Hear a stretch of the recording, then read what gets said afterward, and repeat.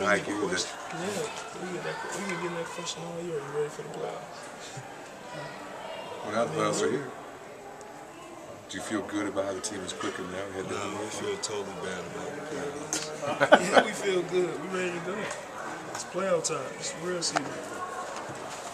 How much, because obviously it's going to be talked about, Atlanta has a 3-1 advantage over you in the regular season. How much does that play into what's going to happen start Saturday? It doesn't. It's the regular season.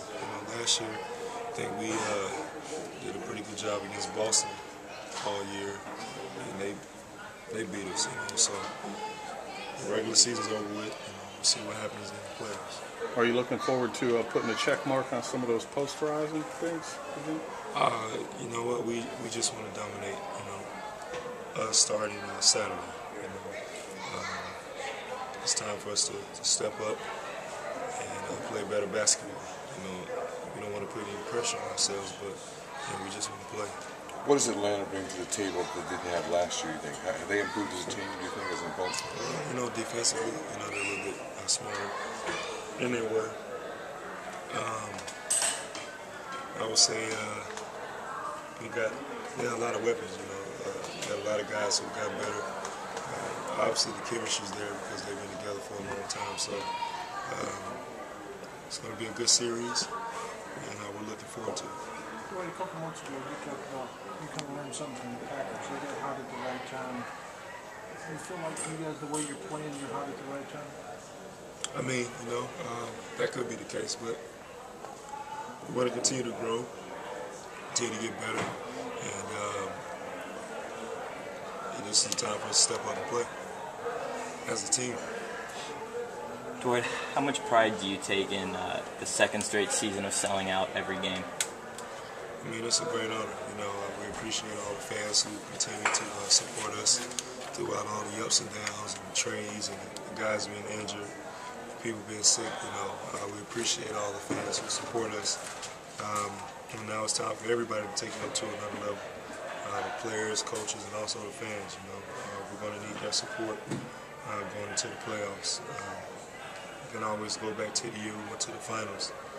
It was so loud and it was just a different atmosphere than it was in the regular season, and that kind of inspired me to give everything I had in me, so we can win the championship. So it's going to be on us to go out there and play hard every night, but our fans are the people that drive us, and inspire us, especially myself, to get us going to the next level. If you had to explain to someone who doesn't know much about basketball how a playoff game feels different than a regular season game, how would you explain it to them? Well, the regular season game, you say guys go through the motions, but you tend to have room to make mistakes, in the regular season. But in the playoffs, one mistake, turnover at a key moment in the game can cost you a game or a series, So it's a totally different ball game than it is in the regular season. You lose, you go home. How are you going to prepare the next couple of days? You've been through this several years now. How are you going to ready yourself mentally between now and Saturday night? Just rest. Get some rest in. Watch a lot of film. Understand how the Hawks are going to play me, and go from there. How are they going to play, do you think? Have you watched any of the games this year? Yeah. They try to just frustrate me. Plain and simple. That's their whole game plan, is to get me frustrated and try to get me off my game. So you're ready for Jason Collins grabbing you after the play and flopping? Can you ever get ready for something like that? There's a part of me that's like, that shouldn't be allowed in basketball, but I understand that's team's game plan. And just laugh at it. If I get an offensive foul, somebody flops, just laugh and go to the next play. Is there anybody that's going to sort of be your wingman on this team that's going to come to your aid when they see you getting in trouble? Is there anybody that's sort of designated? I don't think I'll be getting in any trouble. I'm going to keep my head. I'm very important to my team on the floor instead of on the bench or sitting at home. So you just got to keep my head. The Atlanta coach. You talked a lot the last couple of weeks about belief. have the belief in this locker room that you guys can? I mean, I told the guys tonight, everybody in the locker room has to believe.